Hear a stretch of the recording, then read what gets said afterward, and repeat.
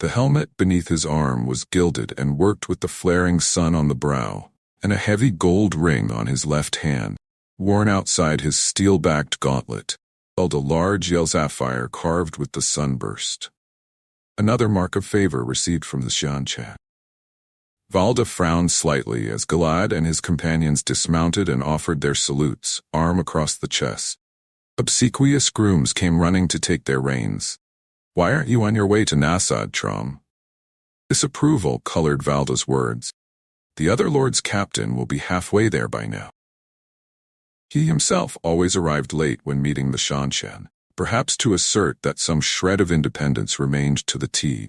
Children finding him already preparing to depart was a surprise. This meeting must be very important, but he always made sure the other high-ranking officers arrived on time, even when that required setting out before dawn. Apparently it was best not to press their new masters too far. Distrust of the children was always strong in the Xianchan. Trom displayed none of the uncertainty that might have been expected from a man who had held his present rank barely a month.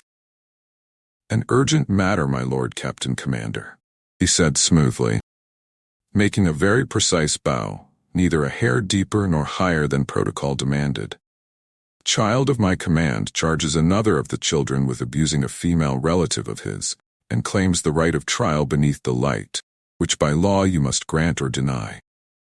"A strange request, my son," Asanawa said, tilting his head quizzically above clasped hand, for Valda could speak. Even the High Inquisitor's voice was doleful. He sounded pained at Trom's ignorance.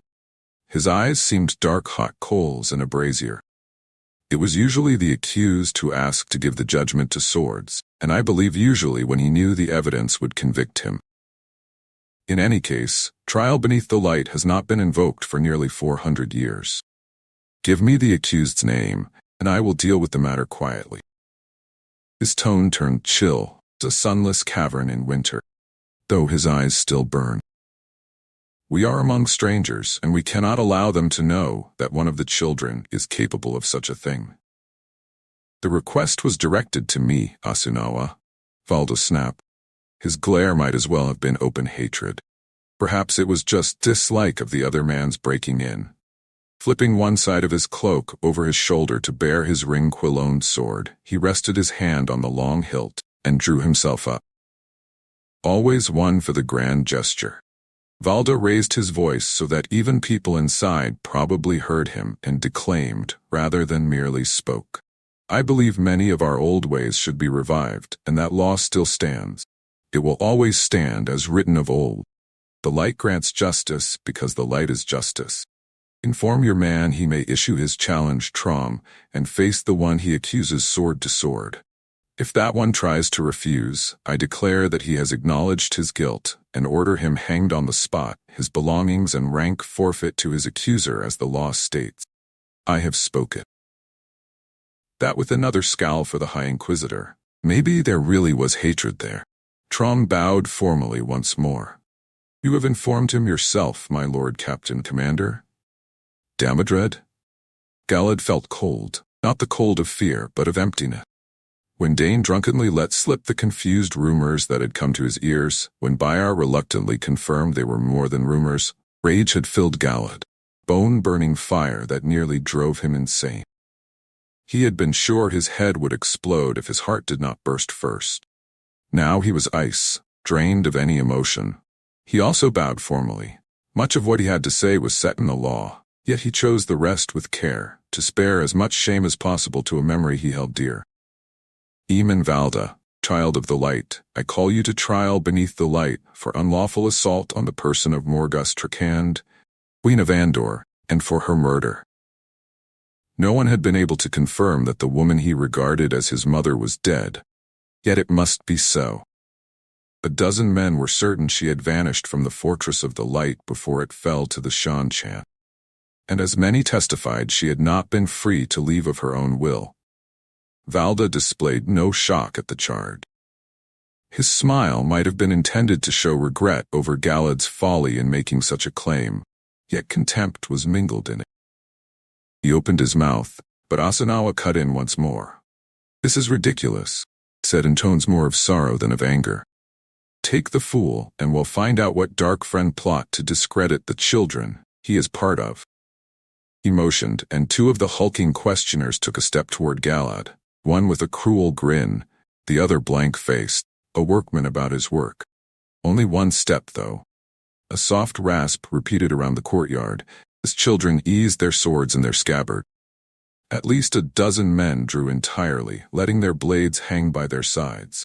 The Amadician grooms hunched in on themselves, trying to become invisible. Likely they would have run. They dared. Asanawa stared around him, thick eyebrows climbing up his forehead in disbelief, knotted fists, gripping his cloak. Strangely, even Valda appeared startled for an instant. Surely he had not expected the children to allow an arrest after his own proclamation. If he had, he recovered quickly. "You see, Asunawa," he said almost cheerfully, "the children follow my orders, and the law, not a questioner's whims." He held out his helmet to one side for someone to take. "I deny your preposterous charge, young Galad, and throw your foul lie in your teeth. Or it is a lie, or at best a mad acceptance of some malignant rumor started by dark friends or others who wish the children ill. Either way, you have defamed me in the vilest manner, so I accept your challenge to trial beneath the light, or I will kill you." That barely squeezed into the ritual, but he had denied the charge and accepted the challenge. It would suffice. Realizing that he still held the helmet in an outstretched hand, Valda frowned at one of the dismounted children, a lean Saldaean named Kashgar, until the man stepped forward to relieve him of it. Kashgar was only an under-lieutenant, almost boyish despite a great hooked nose and thick mustaches like inverted horns. Yet he moved with open reluctance, and Valda's voice was darker and acrid as he went on, unbuckling his sword belt and handing that over too. "Take a care with that, Kashgar. It's a heron-mark blade." Unpinning his silk cloak, he let it fall to the paving stones, followed by his tabard, and his hands moved to the buckles of his armor. It seemed that he was unwilling to see if others would be reluctant to help him. His face was calm enough, except that angry eyes promised retribution to more than Galad. "Your sister wants to become Aes Sedai, I understand, Demodred. Perhaps I understand precisely where this originated. There was a time I would have regretted your death, not today. I may send your head to the White Tower, so the witches can see the fruit of their scheme." Worry creasing his face, Dane took Galad's cloak and sword belt and stood shifting his feet, as though uncertain he was doing the right thing. Well, he had been given his chance, and it was too late to change his mind. Bayar put a gauntleted hand on Galad's shoulder and leaned close. "He likes to strike at the arms and legs," he said in a low voice, casting glances over his shoulder at Valda. From the way he glared, some matter stood between them. Of course, that scowl differed little from his normal expression.